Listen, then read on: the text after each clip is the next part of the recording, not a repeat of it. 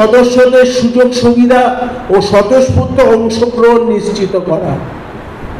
দেখুন, আমি চাই, দেখুন আমাদের মাঠে এখন সদস্যদের ইনভলভমেন্টের জায়গা কম হয়ে গেছে, কারণ খেলা হয় না মাঠে, সেটা একটা কারণ। সো আমাদের বেশ কিছু করতে হবে আজকে নতুন প্রজন্মকে ভেবে, যাতে মেম্বাররা মাঠে আসতে পারে। সেটা আমি ব্যাডমিন্টন কোর্টও করতে পারি, বা সেটা আজকে পিকেল বলের কোর্ট করতে পারি। আমরা এমন একটা জিম করতে পারি, ধরুন যেখানে মোহনবাগান মেম্বাররা তাদের মেম্বারশিপ কার্ড দেখিয়ে একটা সাবসিডাইজ রেটে জিম করতে পারবে। যারা 50 বছরের ওপর মেম্বারশিপ আছে যাদের, তাদের আর কার্ড রিনিউ করার দরকার নেই। এবং আরেকটা আছে, আমি মনে করি এই মেম্বারশিপ কার্ডটা না, যারা 50 বছর ধরে যে ফ্যামিলিতে এই কার্ডটা আছে, সেই কার্ডটা কিন্তু সেই বাড়ির একটা বিশাল মানে প্রাইস পজেশন বলতে পারেন, মানে এটা তার কাছে একটা গর্বের ব্যাপার মোহনবাগান কার্ডটা।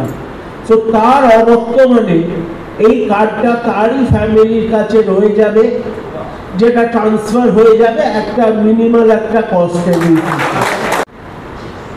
নেক্সট আমাদের আরেকটা সব থেকে বড় প্রবলেম যেটা আমরা ফেস করি হচ্ছে ম্যাচের টিকিটের ব্যাপারে। আমরা চেষ্টা করব ম্যাচের টিকিট যাতে, দেখুন এটা তো কথা বলে করতে হবে, আমি অ্যাপিল করব কোম্পানির কাছে যে সদস্যদের অ্যাটলিস্ট মিডল টায়ারে ভালো টিকিট দেওয়া হোক, এবং এর ডিস্ট্রিবিউশনটাও যাতে ঠিকঠাক হয়।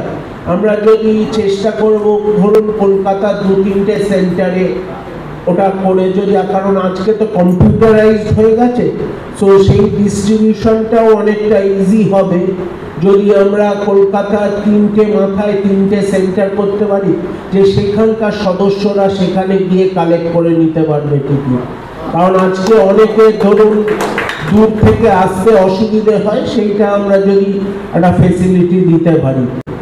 আমার ইচ্ছা আছে একটা স্টেট ওয়াইজ যদি আমরা একটা নতুন ক্যাম্পাস মতন করতে পারি, সেটা দূরে কোথাও একটা কাউর, সেটা সরকারি থেকেও জমি নিতে পারি, দিয়ে একটা ধরুন একটা বাড়ি মতন করলাম, যেখানে আমরা নানা ইনডোর গেমস হতে পারলো, যেখানে মোহনবাগান মেম্বাররা এসে সেখানে ইনভলভ হতে পারবে।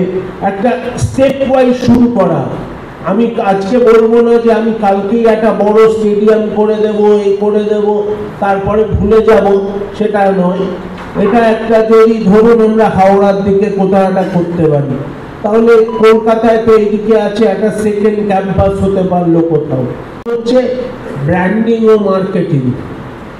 আমাদের ওয়েবসাইট একটা ছিল, যেটা এই দীপাঞ্জন এরাই চালাতো, তনুসন্ধ্যা এরাই চালাতো, সেই ওয়েবসাইটটা বন্ধ হয়ে গেছে। আমি ওদের সাথেও আলোচনা করেছি যে আমরা যদি একটা ক্লাবের ভালো ওয়েবসাইট বার করতে পারি, যেটা ইতিহাসটাকে সংরক্ষণ করবে, যেটা কন্তনদা বলছিল, যেখানে প্রতিটি প্লেয়ারের ডিটেল থাকবে, যেখানে একটা আজকে নতুন প্রজন্ম যখন জানতে চাইবে যে সে মোহনবাগান কি, সে হয়তো শুনেছে তার বাবা মোহনবাগান মেম্বার, মোহনবাগান খেলেছে, কিন্তু সে যখন খুঁজতে যাবে সে যেন সেই রেকর্ড আর এটা পায়। করা সমস্ত কিছু, আমাদের যে প্রাইজগুলো আছে সেগুলোর একটা অরিজিনাল যদি আমরা রেপ্লিকা করতে পারি, যদি যেগুলো প্রাইজ আছে আমরা যদি কারোর সাথে কথা বলে একটা ভালো করে একটা রেপ্লিকা তৈরি করে ক্লাবে রাখতে পারি, যে মোহনবাগানের ইতিহাস। আজকে আমরা ডুরান্ডের সেই ট্রফিটা নেই, কিন্তু আমরা একটা ডুরান্ডের প্রপার রেপ্লিকা কাউকে দিয়ে যদি বানাতে পারি।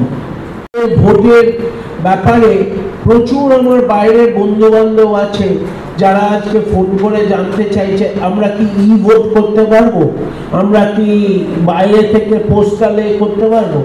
তো আগামী দিনে আমরা ভোটিং করতে পারি, সেটা খুব ইম্পর্টেন্ট।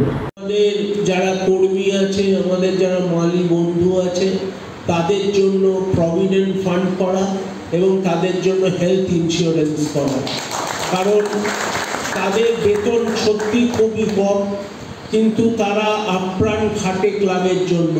আজকে ক্লাবের সাফল্যের পেছনে তাদের কিন্তু প্রচুর অবদান, তা আমরা সেটা যেন না ভুলে যাই। আমার এটা প্রথম এসেই এদের জন্য একটা হেলথ ইন্স্যুরেন্স আর মেডিক্লেম চালু করার পরিকল্পনা আছে।